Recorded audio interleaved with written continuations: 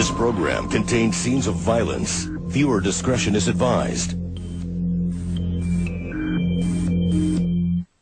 My son here looking to buy his first car. Driver don't pick the car. Car pick the driver.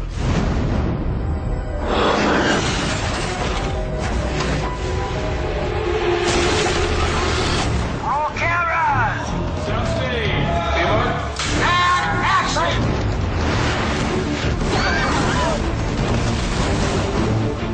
Are we talking about an invasion? This movie, Transformers, it's just got an immense scope in terms of how big it looks. We're under attack! Michael Bay was born to direct Transformers. There's so much action. Mike said he's never done a film with this many set pieces. There's 15 set pieces. That's crazy. We're facing war against a technological civilization far superior to our own. We're so dead. The special effects here are extraordinary, and they have some interesting characters and a great sense of fun. What did I get you for? I bought a car, turned out to be an alien robot. Who knew? Everyone can go and see this film, and there's characters in it that everyone can relate to. Killer Robot is really distracting! It was a lot of fun. I got to see some things that I'd never seen before. And the robots are just wicked, like really cool. Parents come out here and they see you, they're gonna freak out. It's been quite an experience, man. It's a real journey. I've never experienced anything like this.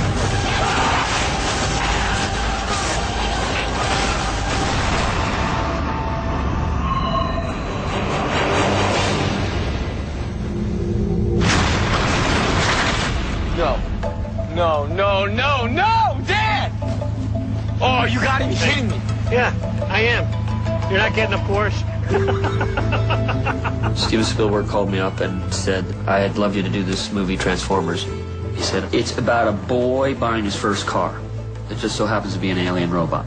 Sam, let me talk to you.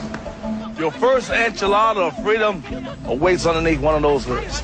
Sam, he's sort of a nebbishy guy. He's bored with his life. You know, he's stuck in school and searching for an adventure. Feels good. How much? $5 grand. No, I'm not paying over 4. Sorry. Come on, get out the car. You said cars pick their drivers. Well, sometimes they pick a driver with a cheap ass phone. Out the car.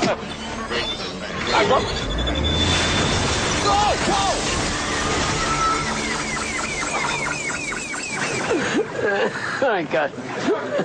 One of my producers said to me, you should get this kid Shia. And I knew instantly that I liked him. Because he's the everyday dude, but as an actor, he's got a great comic wit, and it felt real.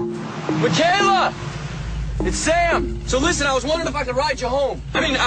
Give you a ride home. I play Michaela. She's a tough girl. She's a tomboy. She likes to work with cars. You've got a high-rise double-pump carburetor. That's pretty impressive, Sam. It looks like your distributor cap's a little loose. That's weird. I just wouldn't peg you for mechanical. She's not your typical girly girl. And, you know, everybody makes fun of Sam because he's a little nerdy. But he gives Michaela a ride home. And that's sort of how the relationship starts.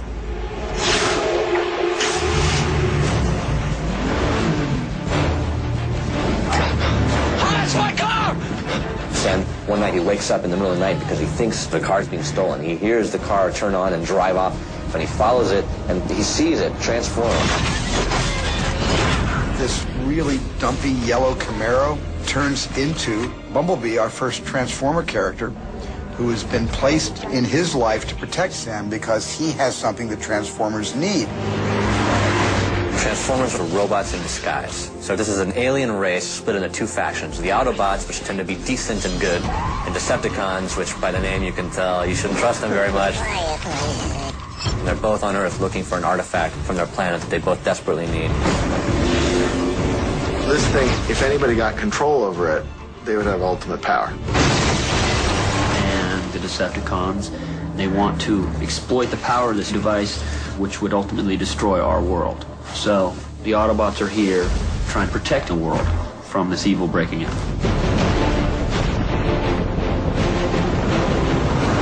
Hey, you guys remember weekends? Cold hot dog and a flat beer? Perfect day. What about you, Captain? You got a perfect day? I just can't wait to hold my baby girl for the first time. Captain Lennox is in charge of this Army Ranger team. Ah, my ladies! He's a guy who's seen a lot of stuff, with a wife and a baby girl that was born after he was already gone. So his whole thing is to try to get back to his wife and to see his little girl for the first time. 4500X, something's not right. All right, check fire! Get your field! God. The way it starts, our base gets struck by these huge robots.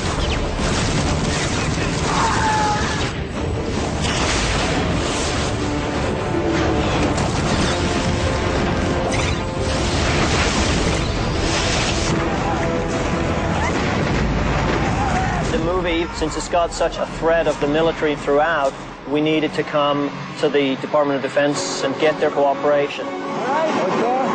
I worked with a bunch of SEALs in the ROC. Then from there, Armageddon was the first kind of cooperation with the Air Force. We then did Pearl Harbor. That was like the largest military cooperation they've ever done. We know how to work with him, and he knows how to work with us, so it's a good relationship. Well, an example, at Holloman Air Force Base, and they have what's known as a tank graveyard.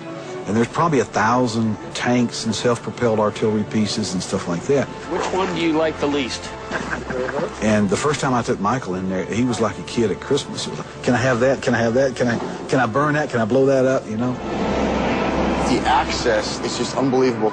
You know, we're filming stealth fighter jets today, and we're in a C-17, and there were some A-10s. Okay, come higher up, right now, right now. We used Warthogs. They get very low, and it's got a lethal cannon on it. I was also the first to use the Ospreys, which are kind of like a helicopter plane. It looks very dangerous, if you ask me. And then they trusted us with the F-22, which has never been seen before. It's not even in the military inventory yet. Those are the new $130 million fighters, which can go up against 5 or 6 F-16s, and they can't even take it on. I always think boot camps is essential if you're going to do anything military to try to take away the Hollywood. And so I put the actors with real United States SEALs. They told us how they would react, what to do, and we worked our ass off. Go, go, go, go! You really walked away with a respect for the amount of preparation that goes into being a soldier in the military. How do you get a name? Call sign? Call sign. That depends on how the flight goes. Hope it's not Vomit Boy. I got to fly in a T-38. I had to go through 4 or 5 hours of training. If you eject at really high altitude, it lets you fall with your parachute on your back. You know, they basically tell you, okay, this is what's going to happen if you have to eject.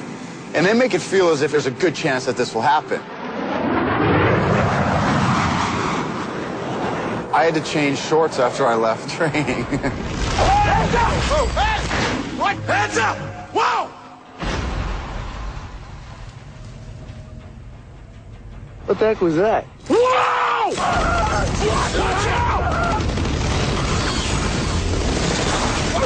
These robots want to get that team. So there's this robot called Scorponok's that's tracking them. He's tracking them under the sand. It's right on you, you know what I'm saying? So you got to have that in your faces. All right? There's a shot where that gigantic Scorponok jumps out. So we had primer cord, which can take down a tree or destroy a car. It's a little like rope-like explosive. But when you trigger it, it blows up, and it blows up hard. I had them lay out like 200 of these strands so that it makes it look kind of like a wave coming at you, and I would use that as to help make the Scorponoks coming out. But the actors, they had to run, and I'm like, Tyrese, don't trip. If it goes off, you better run. 3, 2, 1. That fear on their face was them being real. Here we go, look at it. It's just crazy. But it was one of the best moments I've ever had in filming.